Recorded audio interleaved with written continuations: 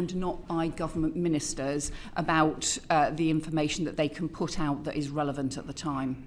Thank you. And certainly you'll have seen the report that we published as a committee about the policing of the disorder following Southport, and that we were very concerned that there hadn't been as much transparency. So, but one of the things we were also concerned about was the CPS protocol, which seemed to us to be not reflective of the current situation with social media. I wonder if you've any information on that. Has there been any update to it? So the Law Commission are undertaking a review on contempt of court, on how information can be provided in anticipation of a trial. We obviously have a long-standing the tradition of trial by jury in this country, and as a result that has impacts on what can be said to ensure that there is a fair trial and that we don't end up with trial by jury being jeopardised as a result of partial information, misinformation, incomplete information, or people hearing part of the story and not getting the full evidence in court. Obviously, the full evidence should be put before the court as well, and as much transparency too. But I think all of us have to recognise that, as you put in your report, the social media and the pace at which information circulates on social media means the kinds of the framework that we had all understood to be in place when we were only dealing with traditional media, all of that has changed now, and so police forces in particular do need to be able to respond to that fast pace of both information and misinformation in order to make sure actually that can be part of protecting trial by jury and protecting a fair trial as well. So we have urged the Law Commission to speed up this particular bit of their consideration and look forward to their reflections on the detail of this. But I think the committee is right to raise this as a very significant issue. Thank you very much. We're now going to move on to neighbourhood policing, and Margaret Mullane.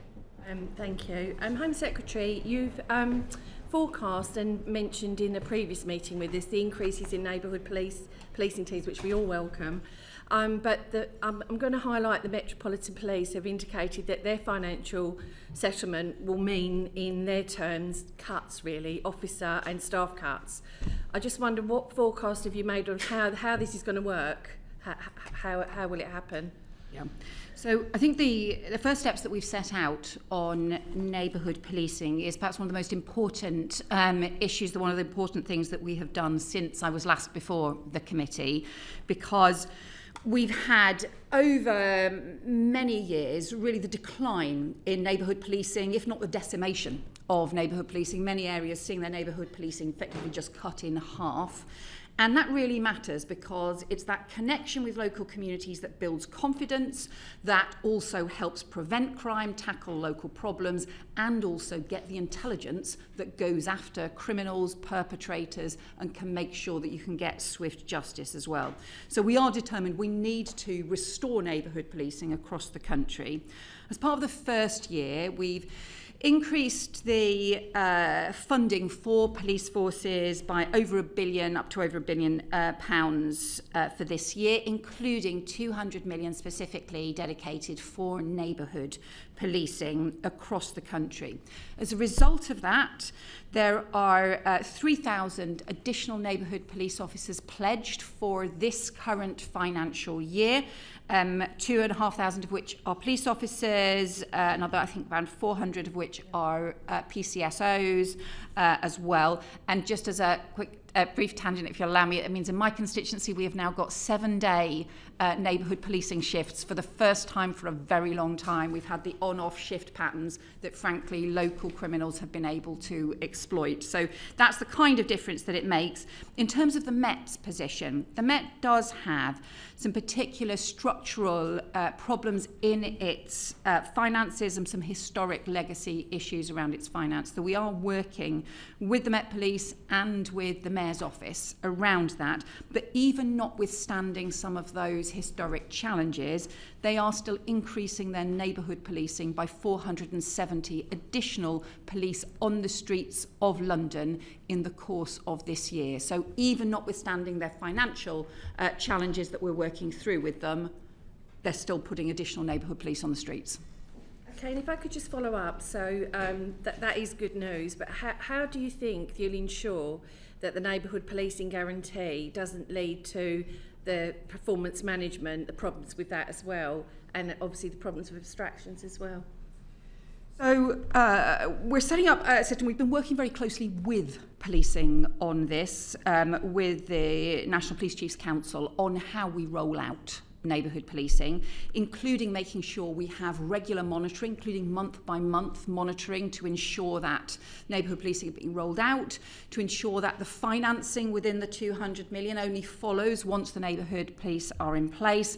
And we are also working with policing in order to be able to have proper systems in place to monitor and prevent that kind of abstraction. Because you're right, you'd often go talk to neighbourhood police teams and they'd say, oh, well, half of our team is actually being abstracted for something else. That's not the way we need to do neighbourhood policing. We need them dedicated in teams. There will always be emergencies, situations, events that happen, including, for example, the kind of event that happened in Liverpool last week, where, of course, neighbourhood police will be moved to where they need to be, but we still need them to be spending the majority of their time in the local communities. Thank you. Maguire with a quick supplementary. Thanks, Chair. Just a quick follow-up to that, if I may, Home Secretary. So one huge concern that constituents of mine coming from rural area of North Cornwall is that this neighbourhood policing guarantee framework won't actually take account of rural areas. So obviously per head population is important and policing resources are put there. But in constituencies like mine, we have county line drug gangs, lots of rural thefts. How will you and your department take account of the rural areas to make sure that they benefit from this as well? Yeah. So first of all, neighbourhood policing matters in rural areas as much as it matters in urban areas. And it's crucial that obviously they'll operate in different ways, have different patterns of working in rural areas, but that needs to be responsive to the kinds of communities. Secondly, we are working with the National Police Chiefs Council on a rural crime strategy in order to be able to recognise the kinds of the different patterns of crime. Sometimes we've seen serious and organised crime exploit issues in rural areas, for example. Devon and Cornwall are seeing a significant number of neighbourhood police increasing. I should have had the table in front of me and then I could have told you the precise numbers for this year. But it needs to be making sure every area has neighbourhood policing. I will say we obviously have asked the police to prioritise town centre patrols as part of this first year, because I think that town centre crime, where we've had increased shoplifting and street theft, has been a particular issue that needs to be a priority, but it needs to apply to all areas. Can I recommend you speak to Staffordshire Police, who've been doing excellent work on this for a number of years, so I want to give them credit. But Sean Davis. And before we move off that particular subject, I also encourage you to look at West Mercia Police, who are looking to prevent CSOs from being on duty after 8 p.m. And they are consulting on that. And Home Secretary, I understand you'll respect the independence of the police, but clearly that goes against the grain of the guarantee that we're talking about, doesn't it? So the point about having neighbourhood policing is to respond to the kinds of challenges within each individual community. So that might be about, depending on some areas, that might be about daytime shoplifting in particular town centres, or it might be about the nighttime economy. It might be particular areas where there are evening challenges, and it is important that the police forces respond to exactly what those kinds of challenges are. On Staffordshire Police, for example, I actually know they are doing some very good work around off-road bikes, including using drones to go after off-road bikes. We obviously, as part of the Crime and Policing Bill, are introducing stronger powers for them also to be able to seize the bikes much more swiftly. Okay, Home Secretary, just moving on then. Do you share the concerns raised by the Met, the NCA and MI5 about the risk to public safety of releasing offenders earlier in their prison sentence? Well, clearly, we need to ensure that the prisons crisis is dealt with, and also that we are doing everything possible to make sure that criminals face justice and face penalties for their crimes, and also that public safety is maintained. We did inherit the most appalling prison crisis, where the previous government had, even in 14 years, had built only a few hundred prison places compared to the many more that we have delivered even just since the election, and the 14,000 prison places that the Lord Chancellor has committed to. But even notwithstanding that, we cannot reach a situation where if the police arrest a dangerous offender, they cannot be in the situation where there is no place to put them. There is nowhere to be able to put someone on remand or while they're being arrested as well. So that's why we've commissioned the sentencing review. That's why the Lord Chancellor has taken forward initial response to the sentencing review and will be bringing forward legislation. As part of that, the government has rejected one of David Gauke's recommendations around some of the most serious offenders and are exempting the most serious offenders from, and that includes terrorism offenders, from some of the early release arrangements. And we are also strengthening the work in terms of the curfews, tagging, the much stronger penalties in the community and stronger monitoring as well. We will continue. I know that the Lord Chancellor has already been working closely with the police and others, and some of the stronger safeguards, particularly around terrorism offenders, were announced after that letter had been drawn up. By definition, if those prisoners are not in prison and they are in the community, it'll require more resources in the community to manage those offenders. Has that formed part of your submissions to the Treasury as part of the spending review? And if so, would you like to say anything more about that and how that links to these very important national organisations raising the concerns that they are? So first of all, just obviously on the terrorism offenders, they are obviously those most serious offenders are being exempted. Clearly, there needs to be the proper action in communities in order to make sure that cases are monitored. It's why the Lord Chancellor has already announced the increase in probation. I think much as probably many members might want to tempt me to comment on the spending review in advance of it being announced next week, I will refrain from doing so. But clearly, we will always want more investment around policing and around meeting the challenges that they face. And that includes challenges from the sentencing review, challenges from different patterns of changing crime as well. Thank you. And just before we move off the spending review, clearly also important that the ambitions that the government was elected on in July are also funded as well. Are these things being taken into the round as part of those submissions? Clearly, I don't want to ask you to break any confidences around that process, but clearly very important to communities and constituents like mine. Clearly, those will be central focus, not just of the Home Office, but right across the government. We set out a plan for change, and it's really important that that plan for change is delivered as the government set out, and also that we make sure that we're ensuring the centrality of security underpinning so much of what we do. It's the approach that we take in the Home Office, but I think it's an approach really right across the government, which is if you don't feel secure and safe, you can't enjoy the opportunities in your life. If a country doesn't feel safe and strong, then we won't get the kind of growth that we need as well. So whilst growth is the first priority for the government, security and public safety are the first duties of any government, and that is certainly the case for a Labour government too. Thank you. If I can move to police reform. Sir Mark Rowley has stated that the police are up for radical reform, and Gavin Stevenson's call for bigger and capable forces. What's your view, Home Secretary, in terms of police reform? Do you see a case for fewer chief constables, fewer police forces across England and Wales? So we're working with the police in a way that I think has not been done by the Home Office before, certainly not for a very long time, in drawing up proposals for the police reform white paper. And it is looking at a series of issues of how we modernise, reform and overhaul policing.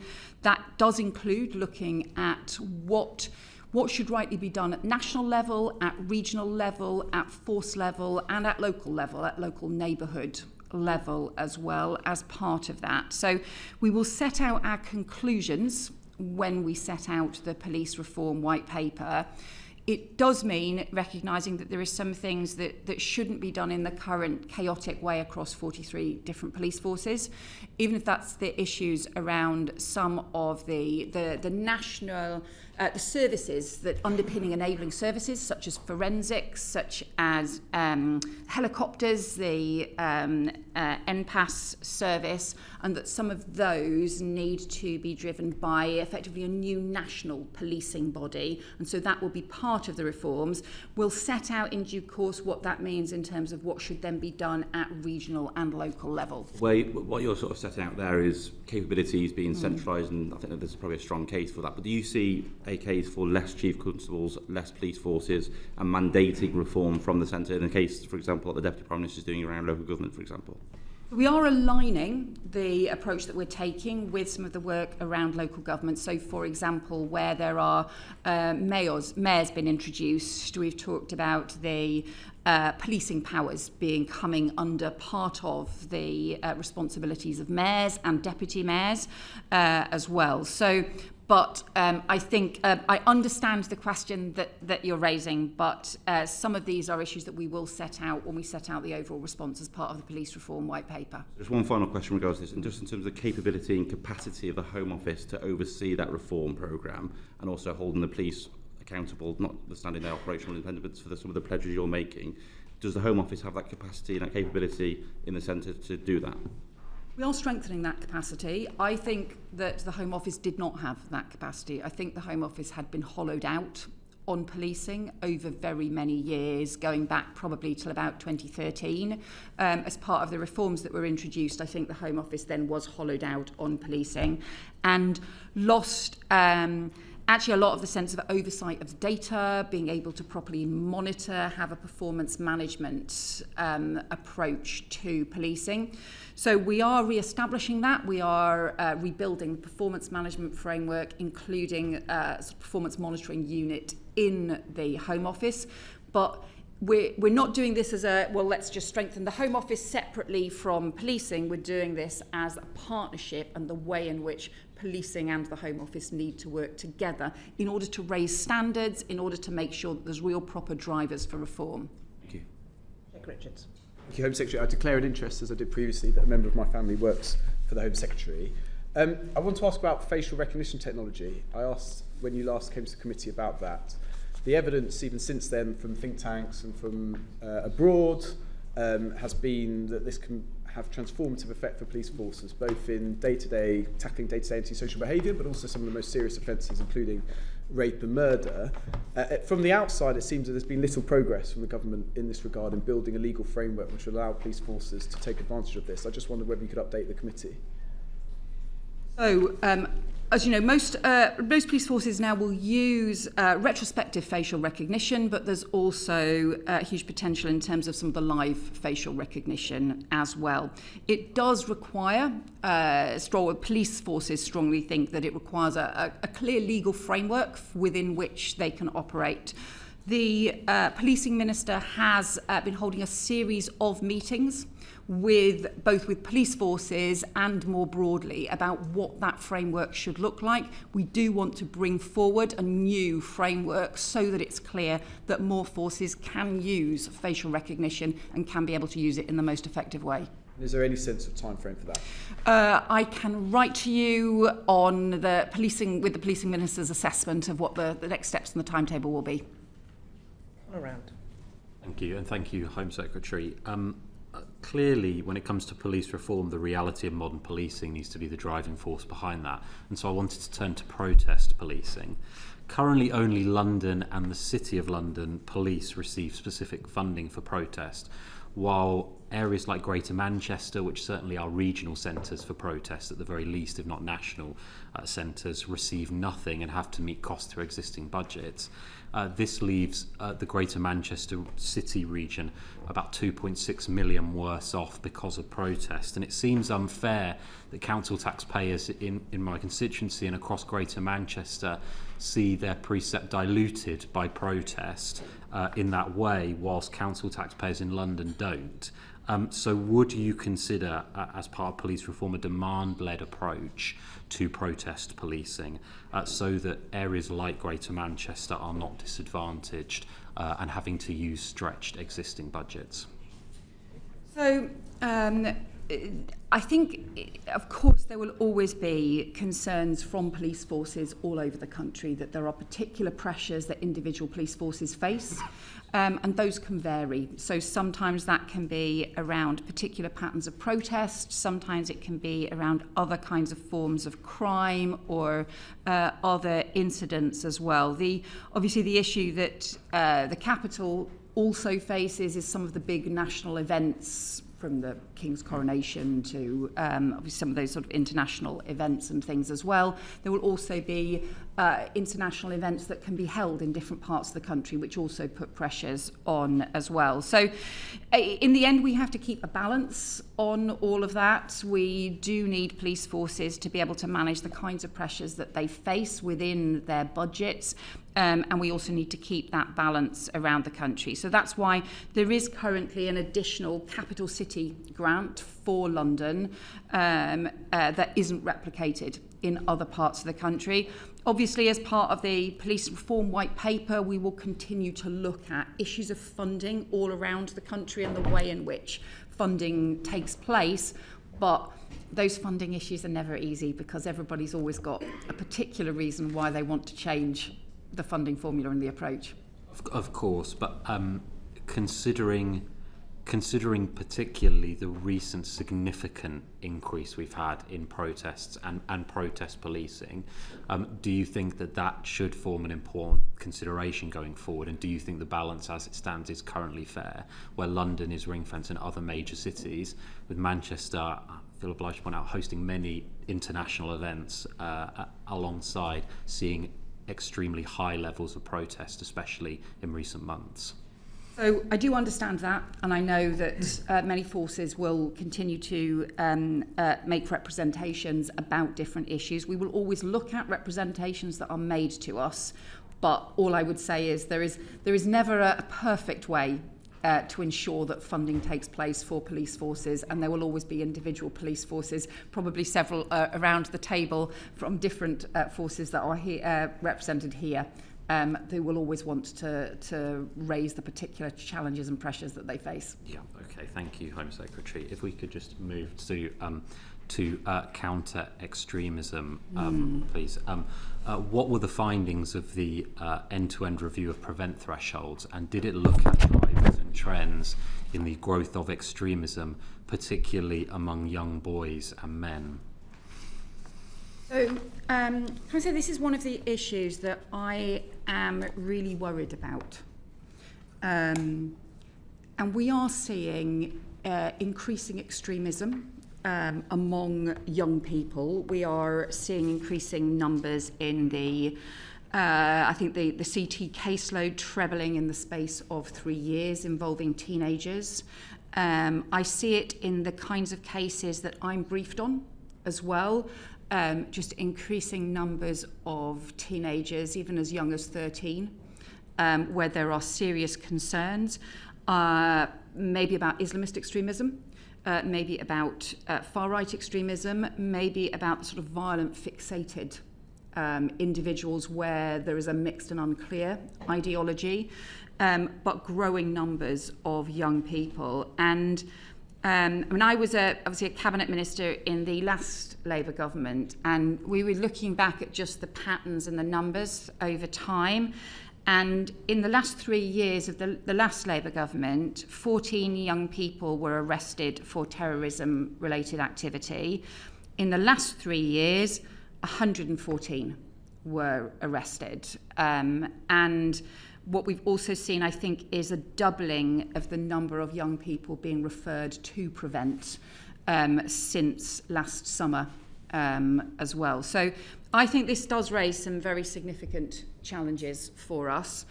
It's one of the reasons that we have we're introducing the youth diversion order as part of the crime and policing bill, but it's also one of the reasons that we are setting changes to prevent and some reforms to prevent, looking again at the thresholds for prevent, but also asking David Anderson to review the overall operations as the interim Prevent Commissioner, so setting up this interim Prevent Commissioner for the first time. And that is one of the things that has come out of the review that we did after the election, the work that we did around countering extremism, was the way in which Prevent needs to reform.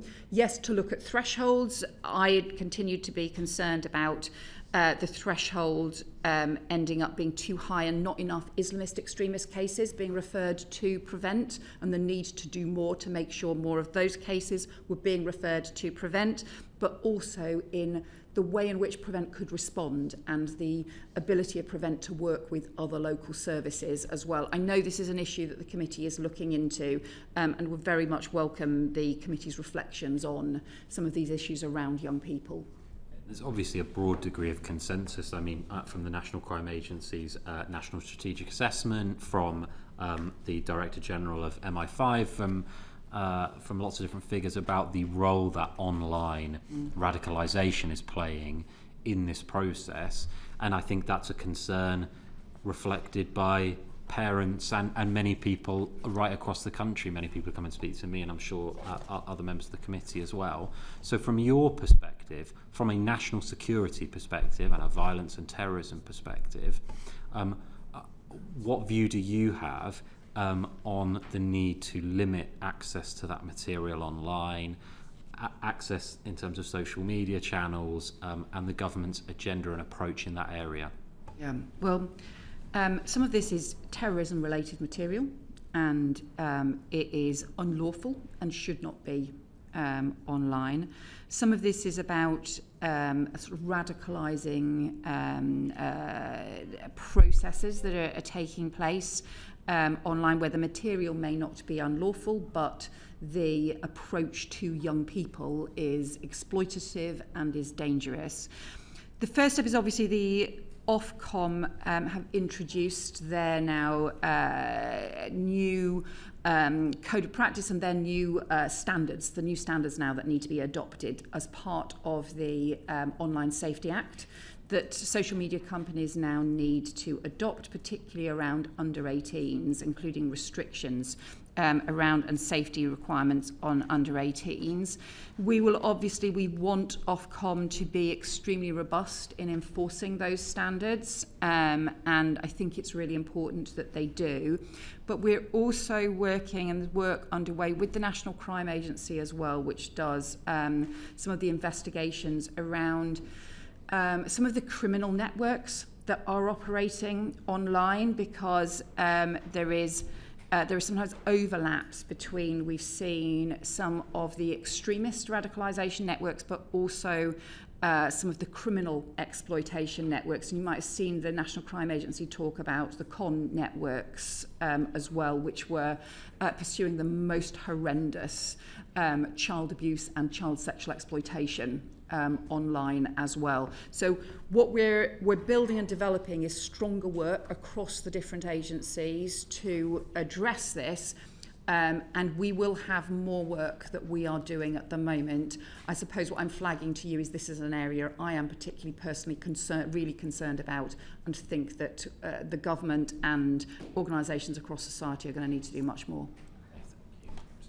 And if I might just finally to move to the international, I've been approached by many concerned Jewish residents and community groups in particular regarding the recent arrest of the 3 Iranian nationals and the support they were giving to the regime in Iran, considering its pernicious role in the Middle East. Given the legal challenges identified by Jonathan Hall in applying the Terrorism Act to state-backed threats, when does the government intend to bring forward legislation to create a new power of prescription to cover such threats? We do need to bring forward new legislation.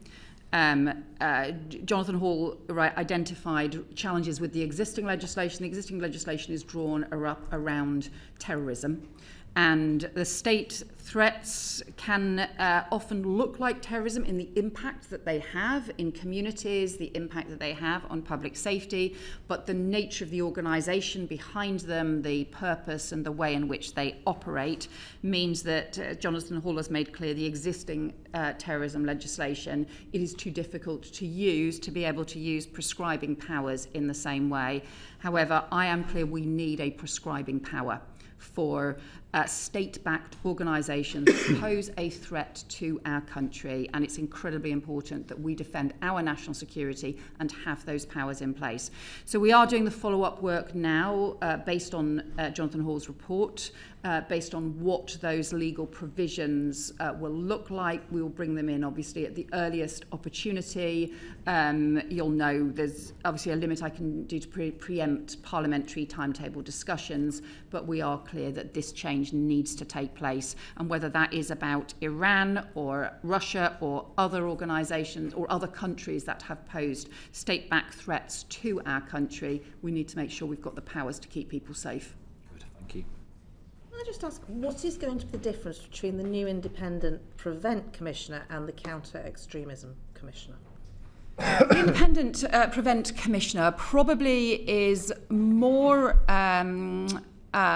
similar to the Independent Reviewer of Counter-Terrorism in its form, and it is effectively an oversight process and mechanism to be able to look at the effectiveness of the Prevent programme. As we know, the Prevent has huge numbers of referrals each year and takes action on them, but there's never been a proper oversight or some independent person to be able to look at the decisions that they're making, the impact that that's having, and to be able to raise concerns or problems or look changes in patterns of the kinds of cases being referred to them, or changes in the way in which the Prevent programme needs to respond, or simply to say, actually, there's been some problems and some serious problems in individual cases. So we need the independent Prevent Reviewer to be able to do that in the same way that we have a counter-terrorism legislation reviewer who can play that independent role. I think the counter-extremism role as a different one, includes working with a whole series of different agencies across society on charities, on different standards around local authorities and so on. So I think those are different One's a more reviewer and the other is more wide-ranging. I think, one of the counter-extremism is probably a more wide-ranging, focused outwards across the country. The independent Prevent Reviewer is about this particular programme that is crucially important to our public safety and making sure that it is there is proper oversight of it to make sure that it meets the highest standards. Thank you. And as you said, we are looking in this. We've got the new inquiry on new forms of radicalisation, so we will be looking at this. Robbie Moore. Thank you, Chair. I just want to focus my questioning on child sexual exploitation and gang-related grooming. Home Secretary, last month I met with your colleague, the Safeguarding Minister, alongside a leading child abuse lawyer, David Greenwood, who has acted on behalf of many of those victims and survivors of the Rotherham cases. And we presented a dossier to your department which outlined that they're concluding that there is potentially tens of thousands of children across Keighley and the Bradford district that have been exploited going back to the 1990s. And I hope that this has made it to your desk.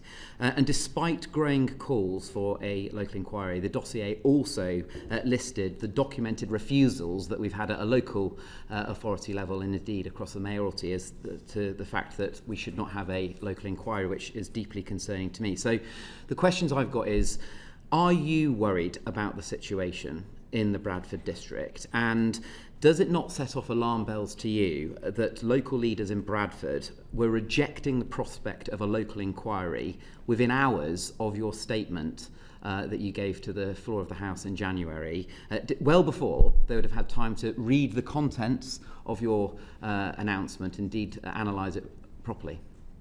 Yes, I know that the Safeguarding Minister has met with you, and thank you for the information and evidence that you've provided. I mean, this is a truly vile crime, and I think it has really disturbing lifelong consequences for the children, the teenagers, the very often teenage girls who have been raped, abused, and just subjected to the most horrendous of crimes. And so thank you for raising those cases. And the Safeguarding Minister has also met with some victims from Bradford, as well as from other parts of the country as part of the response. Just to, I suppose, update you in terms of where we are on this. We obviously asked Baroness Casey to do the audit of the nature and scale and patterns of child sexual exploitation and abuse, the different gang abuse right across the country. She has asked for a short extension. I've obviously written to the committee based on that. We, I think, do need her audit to inform the sort of next steps and decisions around the local inquiries. We are clear that we've said from the start we would support at least 5 local inquiries. With Oldham, we are working underway already, but we are waiting for Baroness Casey's report back. So I do recognise, and the Safeguarding Minister has recognised, the particular case that you've raised around Bradford.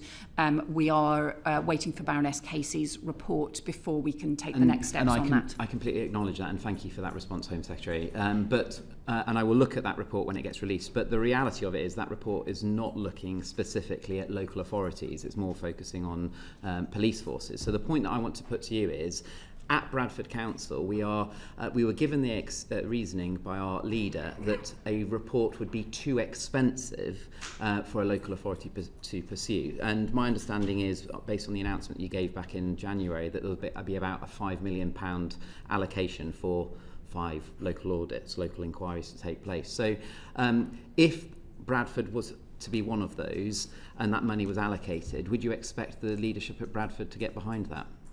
Well, we have identified funding to ensure that we can make sure there is additional funding for local inquiries. Clearly that is important. Once the Casey review and the Casey audit has reported back to us, we will set out those next steps, both about how we will then expect local inquiries to be taken forward and also the funding support that we will give. Obviously, we want all local organisations and agencies, including councils, including other local organisations, to support local inquiries. I think that has been immensely important. We are looking at the overarching thing, because there is clearly an issue about policing. There is also an issue about local authority responsibilities, because very often victims were in care or were in areas where other social services had engagement with victims, and so there are responsibilities there. On the policing side, as you'll know, I have also always said the most important thing is to get perpetrators behind bars and to make sure that they face justice for these horrendous crimes. And I can update the committee on that, because I did ask all police forces to review historic cases. Half of all forces have reported back to the Home Office, and the idea is we've asked them to review cases that were closed where no further action was taken, and where there are cases to then work with the task force, the Police Child Sexual Exploitation Task Force, which is the national task force which has considerable expertise, to then review those cases and to look to reopen and pursue any new lines of inquiry that have not been properly pursued. For around half of all forces have reported back to the Home Office. Now we are waiting for the reports back from the other half of police forces. For those forces, 287 historic cases have been identified for review by the Police Child Sexual Exploitation Task Force, and I will keep the committee updated with progress on that. And may I just expand on bringing it back to local authorities. And this is, don't forget, this is a local authority where has had children's services taken away from it under the previous administration with a new trust structure set up. So there's deep levels of concern about what's going on in Bradford. One of the reasons was, as I've already said, was it will cost a huge amount of money. The second reasoning was the leader of Bradford Council argued that the inquiry, if we had one in Bradford, would simply be paying somebody to write another report and that there would be no new learning. So can I just put the point to you? Do you agree with Bradford Council's local leadership in thinking that these local inquiries will provide absolutely no new information or learning? So what we found from the experience of the Telford inquiry, and also actually the if you go back into the initial Rotherham inquiries that took place, the two different Rotherham reviews that took place even back 10 years ago, one by Alexis Jay and one by Baroness Louise Casey, is that in different forms, and those were actually, there were three different kinds of reviews that took place. The Alexis Jay one, the Louise Casey one, which was under Local Government Act powers, and then the Telford inquiry, which was set out locally. In each of those cases, they uncovered important new local information, but also they provided a basis for action to be taken, and in particular action to be taken both to go after perpetrators and to ensure that new standards are in place. So, as I've said, we will take forward the next steps around those local inquiries is when we have the audit back from Baroness Casey, but we are clear that local authorities can play a very, inquiries can play a very important role in this process. Which is excellent to hear. The point that I'm trying to make here is local authorities are coming up with excuses. I'm absolutely seeing that within my own area of Keighley and the wider Bradford district as to why not to have one. Will it be the case where we have local authorities that refuse to put themselves forward to be having an inquiry, that you, as using your powers as the Home Secretary, will step in? Because why on earth are we allowing it to be a voluntary approach at the moment, which is effectively allowing local authorities to mark their own homework? So will it be the case, if Bradford Council continue to refuse to have one, that you as the Home Secretary, when we have presented a dossier to you and made such a huge amount of levels of concern, that you would step forward and make Bradford Council get behind your calls for a local inquiry to take place? The first thing I would say is these have to be independent inquiries. So these can't be inquiries that are done by local authorities. They have to be independent inquiries, and it's only independent inquiries that we will provide funding for. That's what happened with the Telford inquiry. Although it was initiated by the local authority and local organisations, it was then conducted independently. That is crucial. This is, I do understand the questions you're raising, but some of these are the points we will respond to once we get Baroness Casey's audit, because part of what she's looking at is what are the key areas, what are the key issues that are raised in terms of what we know at the moment, and we need to ensure that the framework for those local inquiries and also other reforms that we will need to introduce reflects that evidence and reflects that information. This needs to look at issues around both being able to get to the truth in terms of the police investigations, but also making sure there are proper accountability mechanisms in place. So we're alive to all of those points. We raised some of those points actually at the very beginning of this process when we identified some of the principles that we needed to reflect. We obviously, I think when we had agreed this, the timings for this, we might have had responses earlier, but we are waiting for Baroness Casey's audit, and I hope other people will understand that's important. Thank you. I'm going to move us on. I know that Robbie will keep coming back on this, but Jake Richards. A question on this, Home Secretary, briefly. I've met with victims of abuse and child rape in my constituency and South Yorkshire. And one aspect of this horrific scandal is the fact that some children who were victims of crimes have now got criminal records. I wrote to you just last month seeking for the government to look at ways in which those criminal records could be expunged and justice could be done in that small regard but important regard. I just wonder if there was any update that you could offer the committee. We have to take action on this.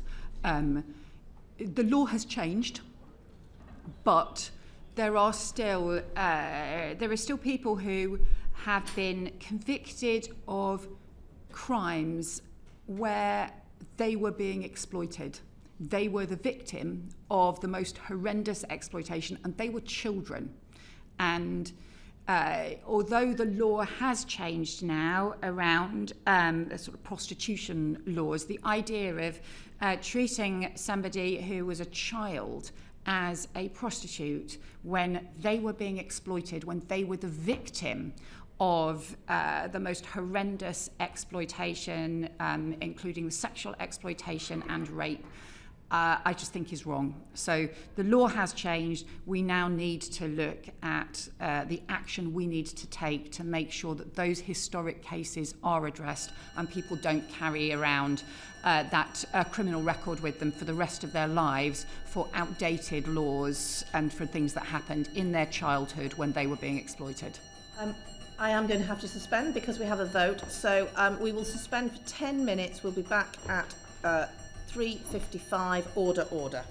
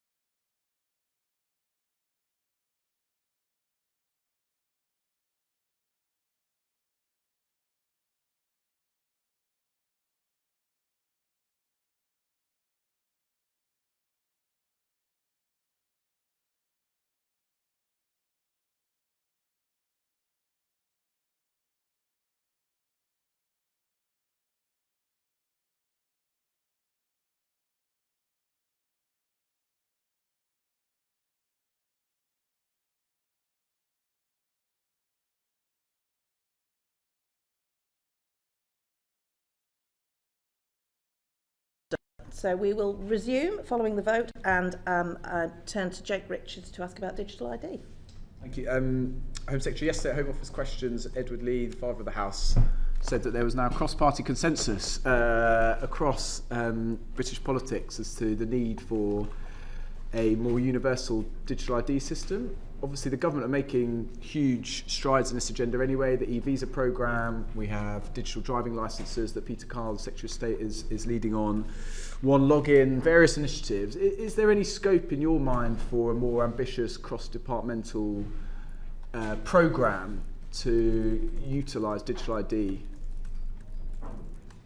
So, as you rightly say, the DCIT department is already developing digital ID. What we are particularly looking at is how we have digital ID for everyone coming to the UK. Through whatever visa, through whatever system that they arrive in the UK, that we have digital ID in those circumstances. So we've set this out in the white paper in terms of what our next steps are on this. So we want, for example, to have a digital service linked to e-visas and linked to our border management process to be able to determine whether an individual is in or out of the UK, whether they have left at the point at which their visa expires, or whether they are overstaying and immigration enforcement action is needed. We also want to ensure the e-visas can effectively be used as a way of having that digital ID around the ability to work, to be here lawfully and to have the ability to work. So one of the things we are doing is now strengthening the enforcement capabilities for our immigration enforcement teams. We've increased the illegal working raids by 40% since the election. And increased arrests for illegal working by around 40% since the election, because we've made clear it's a sort of core principle that the rules need to be respected and enforced as part of the immigration and asylum systems. And I think for too long they haven't been. So we need to strengthen that enforcement. But as part of that, if the immigration enforcement teams increasingly have biometric kits, then that allows them to do the on-the-spot checks, whether somebody does have a valid e-visa, whether they are lawfully able to work in the particular with the particular employer or not, and to be able to do those effectively on-the-spot checks. That rollout of the infrastructure, the biometric kits, is starting this year, but we do think that is an important part. It's having the digital infrastructure alongside having the ability to check it to make sure that you can get the proper effective enforcement in place. I think the white paper and your answer there, obviously there is huge potential for digital ID in terms of new arrivals and securing our borders and having an immigration system that's fit for purpose.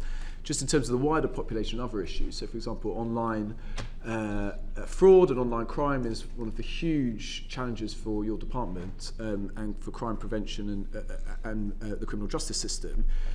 Do you see digital ID having a role to play in that? And yeah, more generally across the population, or do you see it confined to simply an issue of immigration and border control within the auspices of the Home Office, of course, because there are other benefits in other departments?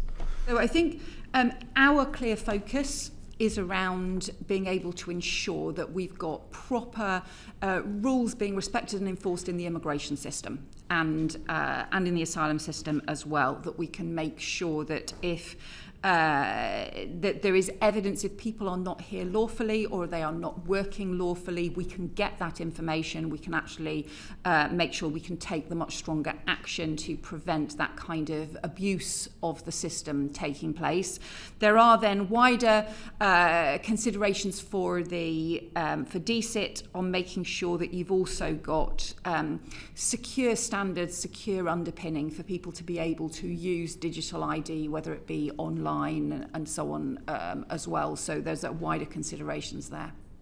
Just follow up on that. In terms of that DCIT one login, using digital ID in terms of helping customers and helping businesses interact, there is a role for the Home Office and crime prevention in ensuring that online activity as safe, whether that is in regards to child abuse that happens online increasingly and online fraud. Is there conversations going on between the Home Office and DSIT as to working together on this, or is it working in silos at the moment? We do work with DSIT Right. on all of the issues around the online crime and online abuse and online exploitation. So there is a lot of cross-government working. And I think part of the issue here is making sure that you can develop systems that can evolve over time to be used in the most effective way.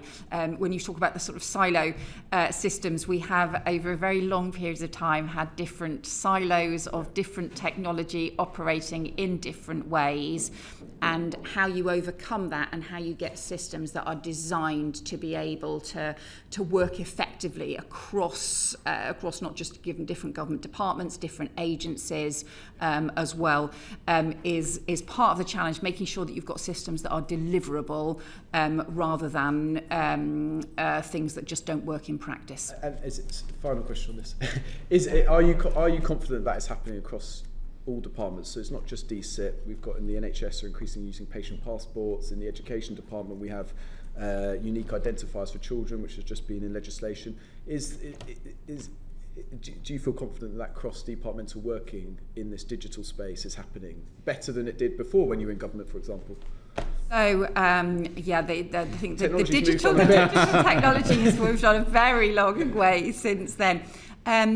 So we are using, some of the issues, again, look, this is from an immigration perspective, but I know that, for example, we're looking at ways in which you can use the technology that we have around whether people are in the country or not in the country, depending on both, not just the visas they have, but also the check-ins and outs through the border, and that border, using the sort of modern technology at the border as well, can also then be integrated with issues of fraud around other government departments as well, whether that be around DWP or whether that be around HMIC or other agencies as well, to make sure that they are able to take action if you have somebody who has been claiming something here and actually is living somewhere else and is not eligible.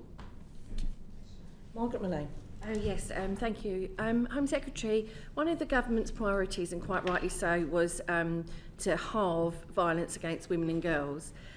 In the short term, would you see that the kind of reporting in the levels that is actually happening, that's a sign of things not going so well, or do you see it a different way? I think there's two issues. There's the actual prevalence of violence against women and girls, and then there is the reporting of it, and that's one of the reasons why look, we actually want more victims of crime to be confident to report their case to the police, to be able to get the support that they need. And we know that particularly sexual assaults and sexual crimes have been underreported for a long time. We know that domestic abuse is badly underreported as well. So we actually need to increase reporting as part of strengthening the response to violence against women and girls. We're drawing up a new measurement, or the ONS is building a new way to measure violence against women and girls by looking at what effectively will become a composite measure to combine the figures on domestic abuse, on sexual offences and on stalking, and to be able to measure, therefore, the prevalence of the number of people in the last 12 months who have experienced one of those crimes or been victims of those crimes. That will continue to be separate from the police reporting of the of those crimes, or the police records of the number of those crimes that are reported to the police. There is, of course, still even in survey data, there is still an issue, because actually people may still not, even in response to a survey, be identifying coercive control or be identifying domestic abuse, and that therefore building confidence in people to talk about it and to report, even in response to a survey, may also affect the responses to the survey. But I think the most important thing is, if we've got those new measures in place and we have the new Violence Against Women and Girls strategy, which we plan to take forward this summer, then we've got the combination of the ways to better measure it and also the framework to be able to take much stronger action too. Thank you. We're now going to move on to immigration and the white paper, and Chris Murray. Thank you, Chair. And can I draw the committee's attention to my register of interests and the support my office receives from RAMP. Home Secretary, I want to ask you about the immigration white paper that you published a fortnight ago, which is one of the biggest changes in British migration policy for a long time. You have said you're committed to lowering net migration, but on violence against women and girls, you've set a target. On knife crime, you've set a target. But on migration, you haven't. I want to ask you why that is. And the Migration Advisory Committee have said that their view is that it's not just the aggregate number of migrants in the country, it's the different types of migration you get. Do you agree with the MAC on that? So I think, look, the starting point is we've got a history in this area where I think confidence has understandably plummeted. There have been a lot of promises made to people across the country about what would happen to net migration under the previous Conservative government, a lot of promises that were made about what the impact of the new Brexit agreements would be, about what the impact of government policies would be on net migration. And actually the opposite happened. So we saw net migration quadruple in the space of just 4 years, in a period in which the government had made a formal commitment to bring net migration down. I think, therefore, we're not going to take that approach. We're not going to do things that just undermine confidence further. We're going to instead just take practical steps, step by step, as we set out in the white paper. We have identified the impact of some, not all, of the measures in the white paper. So the measures around the English language higher standards, the higher standards for the skilled visa, the higher skills thresholds, the removal of the care worker visa from abroad, a series of those measures, and the combined impact of those is to further reduce the visas issues by expected around 100,000. So we will set out those sorts of measures, and of course the net migration statistics will continue to be published so people will identify and be able to see the progress. But I think the confidence issue is an important one in terms of not setting specific targets that end up undermining that process. I do agree, though, that there are also different kinds of migration and that we need to look at those very differently. So, of course, international students coming here to study, to learn, to bring new investment into not just our higher education institutions, but into our economy and into communities is really important. And we will always want to benefit from the highest levels of global talent. But the scale of increase that we had in the social care visa, for example, meant we had huge exploitation as a result. And it meant that too often employers were ending up driving a big increase in overseas recruitment rather than dealing with issues around skills or pay and conditions here in the UK. And that's really damaging actually for the economy as well as for the immigration system and for confidence in the immigration system. So it's right that we have a different approach for different kinds of migration, for different skills levels, for the different impact and so on they have, but also why we do this within a broader framework which says the objectives of the Immigration White Paper are to bring net migration down, to restore order and control to a system that had become really chaotic, and also to make sure we can better link the immigration system with the skills and with the economy, the domestic expansion of the domestic skills and the domestic workforce that we need. Okay, thank you for that answer, Home Secretary. I mean, I just want to pry a little bit on that confidence issue, because if you're saying that the reason you don't want to set a target on immigration is because of public confidence, that sort of implies that you know what the target is, but you just don't want to be clear with the public about it, because if you miss it, that may damage confidence. So is that true?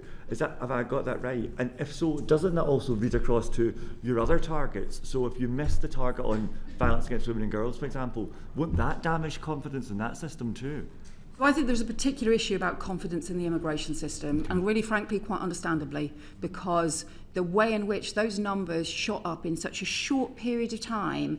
I mean, I've described this as I think this really was a sort of free market experiment in which effectively employers were encouraged to recruit from abroad, including being given a 20% discount on the wages that they were able to pay for people who they recruited from abroad below the going rate, which makes no sense at all, because that applied to shortage occupations, where it may well have been that in those shortage occupations, part of the answer to preventing them being shortage occupations would be to actually pay people properly and to increase pay rather than to have a 20% discount.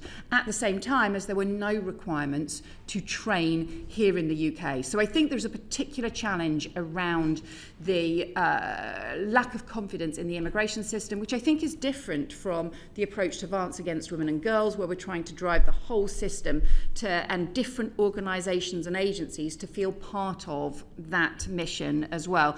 And then I also think it also reflects back to the other point that you made. So we want international students to continue, but we don't think, and we agree with the previous government belatedly at the very end of their period, that we don't think that short-term master students should be bringing dependents. We think that we need to have global talent, and we need to make sure that we've got the right approach for those high potential individuals, but we should not have the care work being recruited from abroad. So we are differentiating. There's an overall approach, which is net migration needs to come down, but it's also about restoring control and recognising the different kinds of controls we would have in the system for different kinds of migration.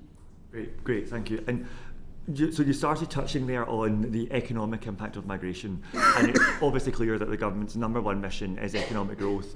But I think this is the first white paper the government has published that doesn't, address economic growth particularly. So I wanted to ask, why was that, and what's your view on the economic impact of migration? And just returning to that point about different types of migrants having different impacts. Do you think it's too crude to see all migrants the same when you analyse their impact on the economy? Because I know the OBR does that, and I wonder what your view of that is.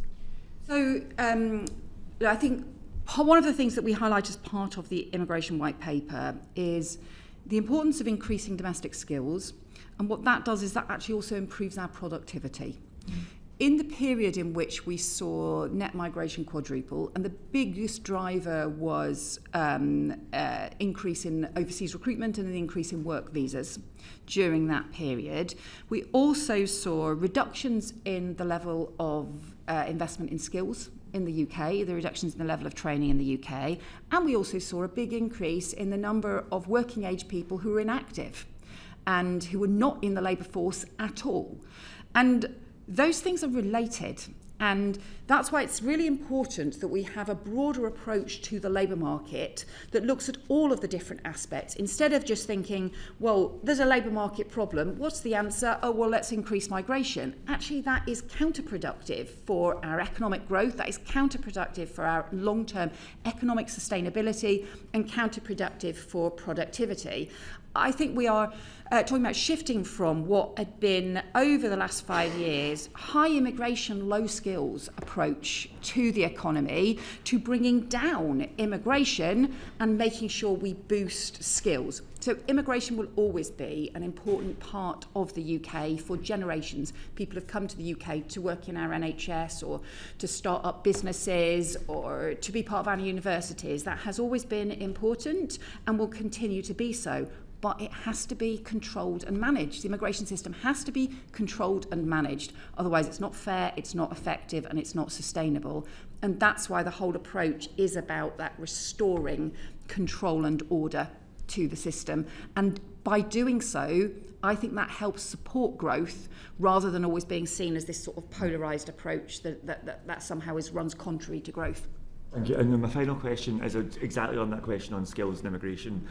The concern would be that as you reduce the people coming into the country, there's a skills gap that isn't met by the domestic workforce fast enough. And we see that in a lot of sectors, but some of them are really critical to the government achieving its objectives. I'm thinking particularly of house building. How confident are you you're working with other departments and other key sector stakeholders to manage any skills gaps that would be an externality of your policy? Construction's a really good example. So construction will continue to be on the temporary shortage list, so the new temporary shortage list, but the difference between the temporary shortage list and the previous lists that the government's had with discounts and so on is the temporary shortage list, the whole approach should be, first of all, that this should be a temporary arrangement, that secondly, this needs to be combined with having a workforce strategy in place. So we already have the important components now with the work that Bridget Phillipson has announced to train up 60,000 construction workers over the next few years. So these two things go hand in hand, and it's a very good example of, yes, there should be provision under the temporary shortage list to recruit from overseas, but it has to be alongside that training and that domestic workforce strategy. So the new approach we want is the labour market evidence group, which should bring together the different skills bodies, including not just Skills England, but the different devolved skilled organisations and governments as well, alongside DWP, because that is about labour market access, alongside the Industrial Strategy Council, because that's also about the role of employers and some of the issues around terms and conditions and the way in which that impacts as well, and the Migration Advisory Committee. And for these different labour market bodies that have all only looked at one aspect of labour market policy in the past, there's been no overview that says, do you know what, we've got a huge shortage of construction workers, so what are we going to do? How are we bringing all of this partnership together? And to properly bring that together with the Labour Market Evidence Group, for them to then identify what are the key priority areas that we need workforce strategies drawn up, and then from the MAC, from the point of view of the immigration system, to say, okay, are these workforce strategies being met? Are they drawn up? Are they adequate? And what does this mean in terms of whether an occupation should go on the temporary shortage list and how long for?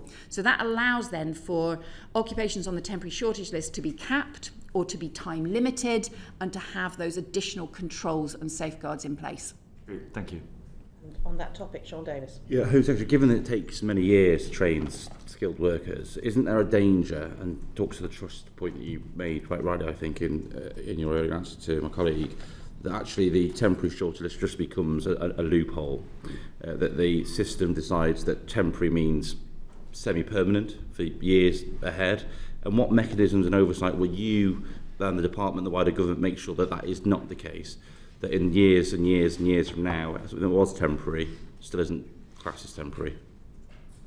Yes, so we've already, as part of the immigration white paper, identified a series of occupations that will be taken off what used to be the immigration salary list, which we're abolishing and replacing with the temporary shortage list. The number of occupations on the temporary shortage list will be significantly lower than the number of occupations currently on the immigration salary list. I was flicking through to see if I had that number in front of me, and I don't, unless I haven't got the number in front of me. We can, someone can remember, we may find it in our notes and be able to tell you the expected reduction in the number of occupations that are on the list. So we'll be reducing those number of occupations, but then it has to be linked to the workforce strategies for the future.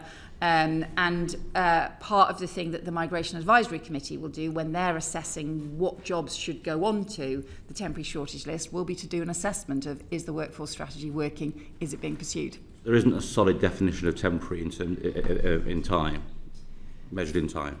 So that will vary from occupation to occupation. So clearly, if you have something where the training period takes a long time, that will be different from something where, yeah, there may be some additional needs for training, but to be honest, you could do the training in 2 months. And so there will be a difference in, therefore, the approach taken to different occupations. And we've got millions of job vacancies currently. We've got millions of people unemployed or economically inactive.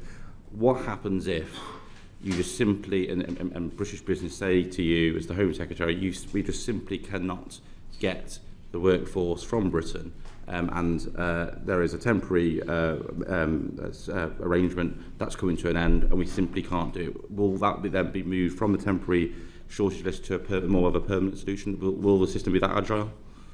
So the approach is that the skills threshold is being raised. So the skilled worker visa would apply to graduate level jobs. Understand. For below graduate level jobs, they will only be able to go on the temporary shortage list if they are effectively the critical areas, for example, those that are critical to the industrial strategy or something like construction. But there will be some areas where actually there probably are shortages at the moment that industry themselves need to address and can do so relatively swiftly, that they will not be put onto the temporary shortage list. And the employers and that sector needs to respond and adjust, because we're actually trying to get the economy to behave in a different way here, and to make sure that we've got the level of investment in skills and training that we need, but also put proper value on certain jobs that it just may be about the shift patterns that are a total nightmare. Well, no wonder you can't recruit people to be able to do those jobs, because the kind of shift pattern makes it totally impossible to drop the kids off at school, or makes it totally impossible to live your life, or is not understanding the need for employers to be able to respond. So there will be some jobs and some occupations where those will always be constraints and will always be difficult, but there are others where we want employers to be able to adapt. And I think the thing that's been interesting in the reception of the white paper is actually how much there's been a sense of employers also want a high-skill economy. Employers also want to know that they are not being undercut by other employers who are just actually ending up breaking the rules or ending up not doing their bit as well. So I think across the economy, I think there is a strong commitment to us being a high-skilled economy, making sure we get the highest skills and talent from all over the world that we need, but also making sure that we're bringing net migration down and we're focusing on the training here in the UK. Simon has kindly checked out the number and says it's up to 180 jobs and occupations that have been removed from the immigration salary list that won't go onto the temporary shortage list. Thank you, so just two very quick questions. One detailed, another kind of more principle. So, I declare my interest as chair of the APPG for the event sector. Does a 28-day visa to allow workers and visitors into the country for business fit into your definition of controlled and managed migration? So the net migration figures are for people coming to the UK for more than 12 months. So there are obviously already a series of different temporary visas and arrangements for businesses, for example, who want to people want to come for business meetings, for example, in the UK as part of international trade. It's really important that you can continue to have those sorts of meetings that you've got where you've got trade arrangements and so on, contracts that cut across borders and so on. So there's always been those kinds of arrangements, and those kinds of arrangements. Well, some particular concerns, I'll take that offline. And then the more broader question, which is, I expect what your answer will be, but I'll ask it anyway. Do you think that we should look at how other countries organise the difference between illegal migrations, which sits with the equivalent of the Home Office, and legal migration, which normally or can sit with the business department to see as an economic growth? Do you see that there are arguments in favour of that, particularly given that in the public opinion, often the two things are mixed together? You're right that people can often link the different things, but actually I think people also have different attitudes to different aspects of legal and illegal migration. I think the strongest concerns that people have is about illegal migration. The strongest concerns people have are about dangerous small boat crossings that undermine border security and put lives at risk. I think, though, I think trying to sort of carve up different systems, you just spend a huge amount of time doing so. In the end, there has to be order and control across the board.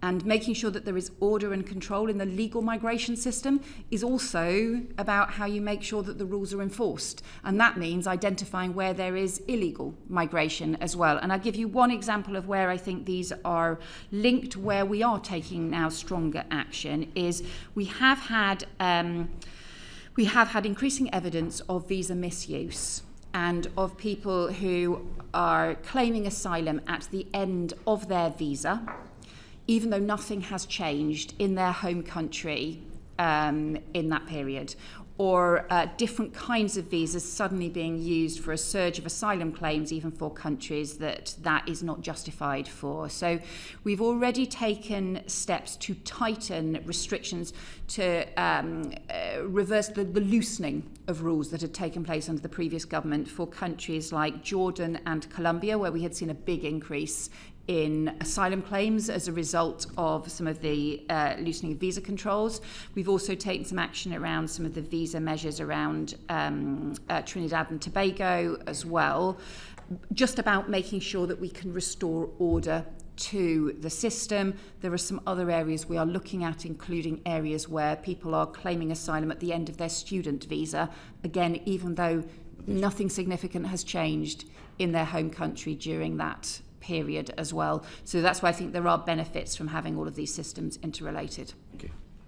Robbie Moore, and I'm conscious we've got just over quarter of an hour, so if I can urge brevity, please. Okay, fine, Chair. And one of those areas which has drawn particular attention is the role of care workers. And I just want to build on the point that from the announcements to do with the changes of overseas recruitment, the Home Office are expecting the impact to be about 7,000 on approximate numbers with care workers. I was just wondering how many care workers have previously been displaced, have been successfully rematched, as you're aware, with new care roles. So I don't have those figures in front of me. I don't know if we have them. The We might precise have number to in front of write me. to you Okay. with that.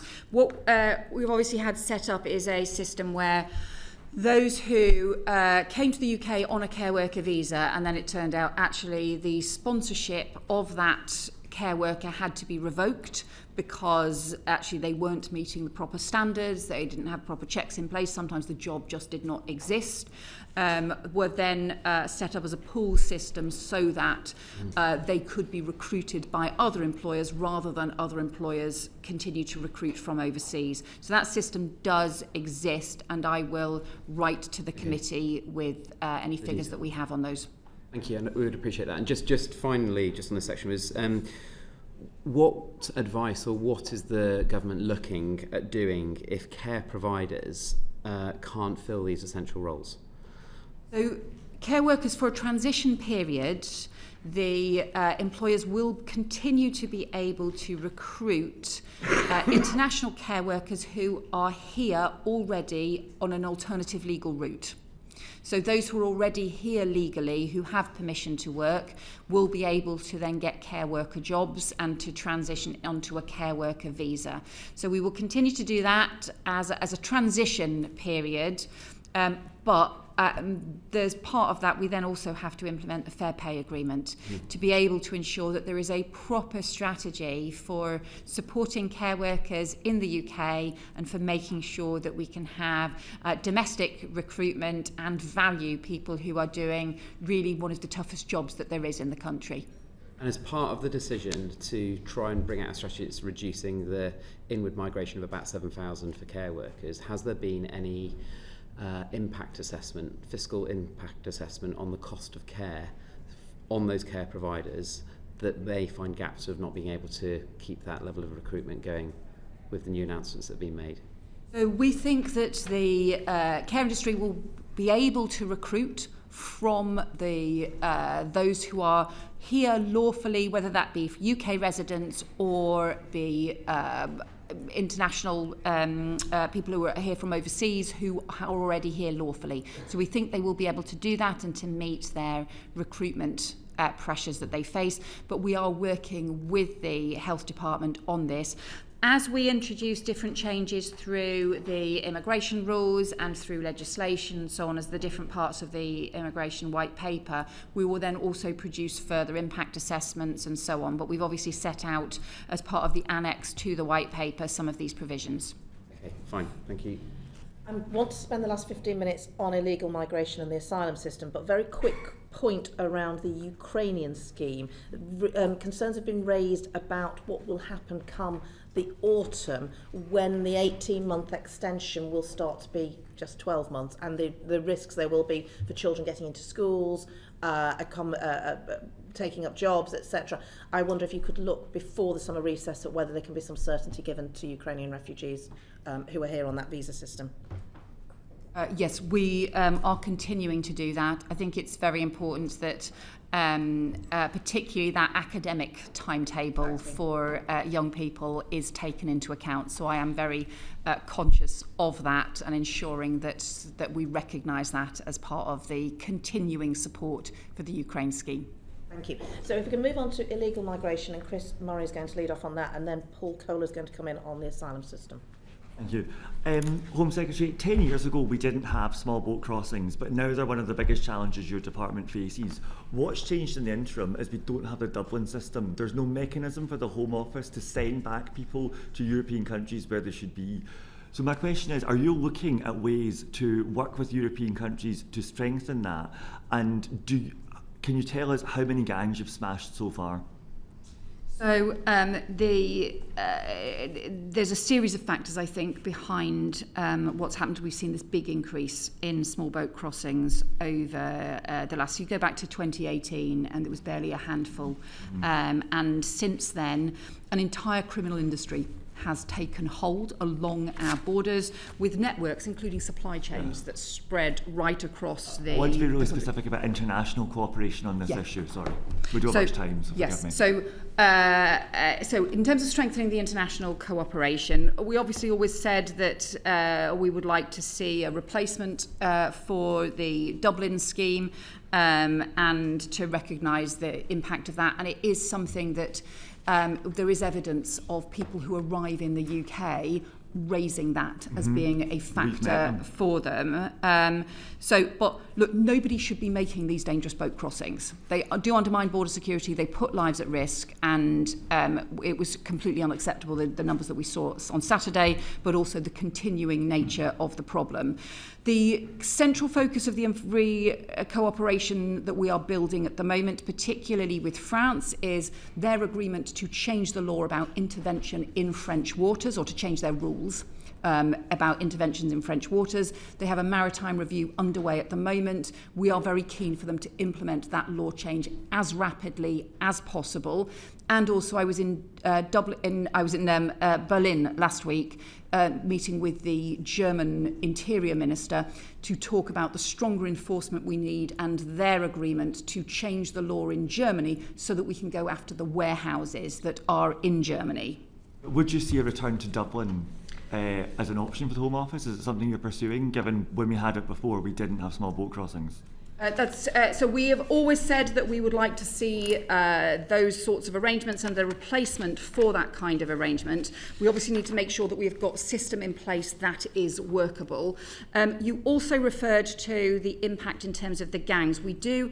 There is information that will be released later this afternoon about an additional set of arrests that have taken place in the UK, led by immigration enforcement, into a criminal gang network that has been running both illegal entry and also illegal working and facilitating illegal working, and we can send you those further details because we have substantially expanded the work that the National Crime Agency is doing, the work that the Border Security Command is doing, and the work both here in the UK. This particular example today is about a gang that has been operating based from here in the UK, but we also know there are particularly Iraqi Kurdish gangs and other gangs that have been operating in northern France that we're cooperating both with France and with Germany and with Iraq and the Kurdish regional government to be able to pursue those gang networks as well. When I asked that question, I did not expect you to say you'd smashed a gang today. So that's very interesting to hear. One final question from me, which is a lot of the people who come over in small boats end up in these asylum hotels, which are so controversial. They have cost the Home Office £7 billion over this contract. They are creating huge issues in local communities, and it's actually quite difficult for some asylum seekers themselves. Moreover, it is overseas development assistance. This is money the UK says we want to send to the poorest people in the world. We had the providers in, and they told us that they have only been penalised 3% of the time, and they've only paid £4 million out of their £400 million in profits. Now, you have a break clause coming up in these contracts next year. Please tell me you're at least considering breaking those contracts, or at least substantially revising them. Well, we've inherited these contracts. I recognise it was all inherited. I am concerned about the level of money that's gone into these contracts. Also, look, the scale of the backlog that we inherited. We need to end asylum hotels altogether.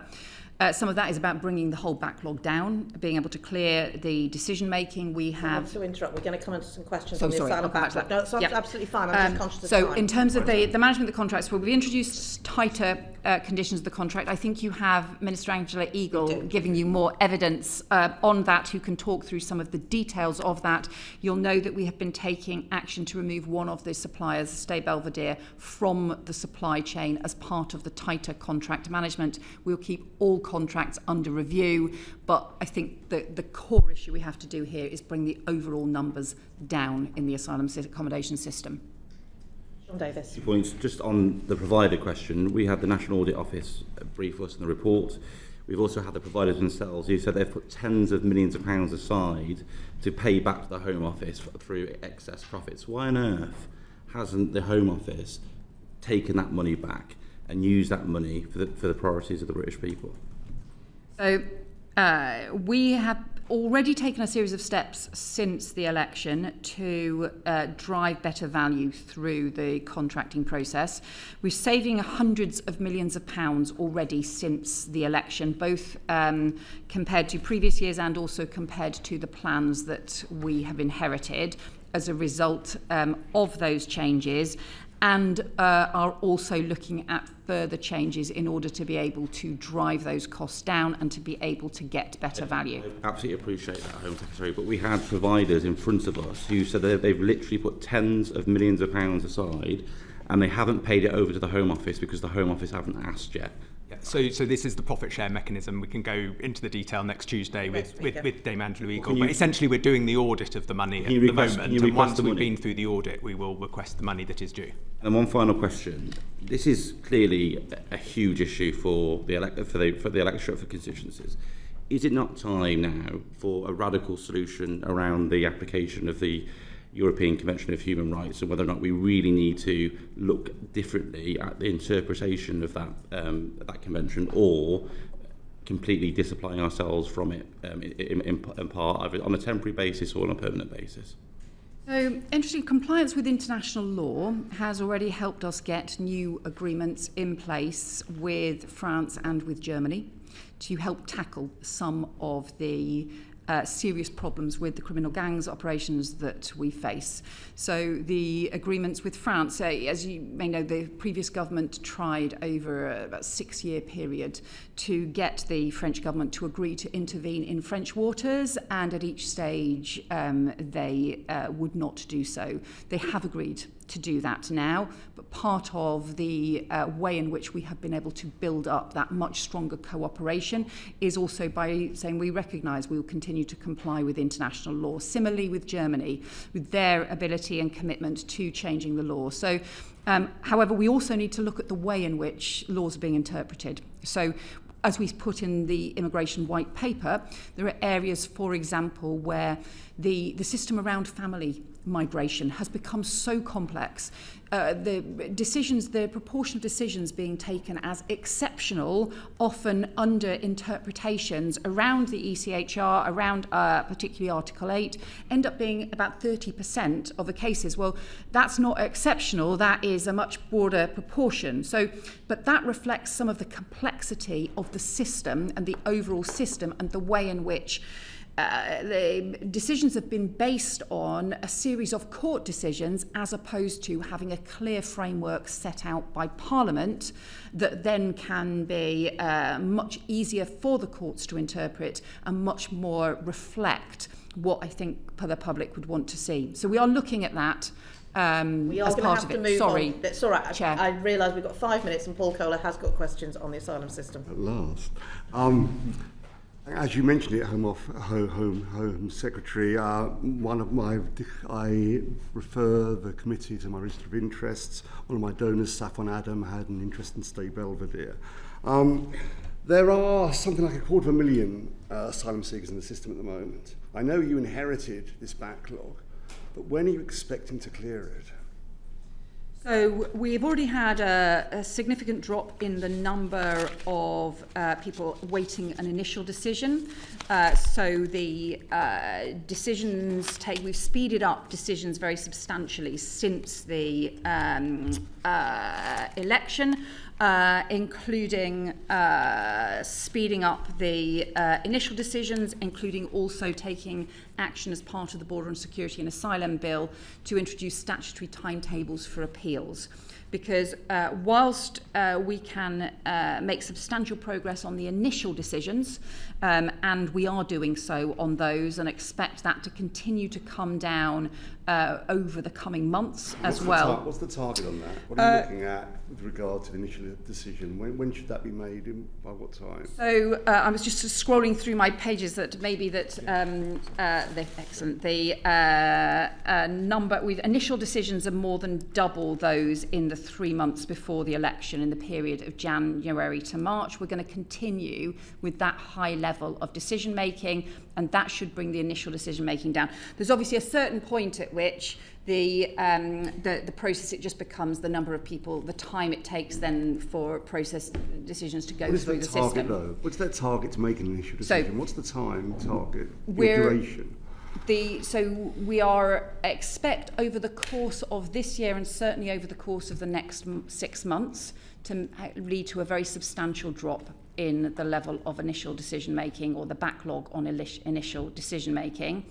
But if we don't have this legislation go through on the appeal system, then we will still end up with long, unacceptable delays in the system. So we're introducing the statutory timetable for making appeals decisions so that we can also speed things through, both for initial decisions and then to have the appeals decisions also speeded up as well.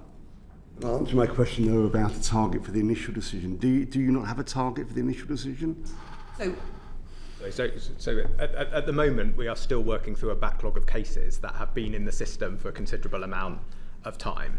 And as the Home Secretary was saying, there'll always be a level of what we call unworkable cases in that system, people who are up for trial or something. So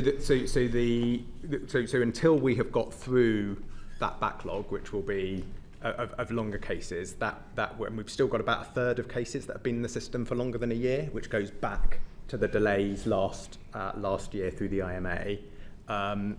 We need to work through all of that in order to then establish the rhythm and whether or not we're going to put some sort of target service level agreement around initial decisions. The backlog's down to 79,000 in the most recent figures. Actually, it's continued to fall since then. Those are the most recent published figures, and that in itself was a 13% drop on the previous quarter. So that's the pace at which we're making decisions at the moment. We will continue to make initial decisions at that current pace, but we also need to make sure that we speed up the appeals as well. I understand all of that. Why are you resistant to actually declare that you have a target for the initial decision to be made? Or why is that so difficult? You're going for a target for appeals period, so why are you reluctant to give me a timetable? How long should it take for the initial decision to be made? Look, well, so part of the reason for that is because the new system, we are going to set out further reforms to the asylum system, but one of the things that I have always been keen to do is to have a system for fast-track decisions and appeals, so that for people, if people arrive from predominantly safe countries, actually they shouldn't be sitting in the asylum system for a long time at all. We should be able to take those decisions really fast, be able to take those decisions, make sure that they go through the appeal system really fast, and then also make sure that they are returned really quickly as well. So that would mean a fast-track system alongside the main asylum system. I think that would be really important in terms of making sure that the system is fair. That will require legislation in order to be able to do that, as well as new system design. So part of the reason, I do understand the question that you're asking, but part of the reason is because I actually think there should be faster tracks for those cases so that we can get those through the system really quickly, really within a matter of months. And when are we talking about this legislation? I understand the reason why we need such fast tracks. What are we talking about? So the first phase of legislation that we've introduced in this area is the Border Security Act. That obviously brings in the counter-terrorism powers in terms of tackling the small boats and the criminal gangs. does also include some measures around this, including the statutory timetable on appeals. We do want to bring forward further legislation. We will announce further measures on this as soon as we are able to, and I will update the committee as soon as I can. I'm very conscious that we have just overrun the time we had. I realise that because we had an hour of voting, we lost quite a lot of the time, and we have many, many questions we'd like to put to you, Home Secretary. So I hope we can invite you back again soon. Thank you very much for coming. Thank you to the committee for your questions. Order, order. Thank you.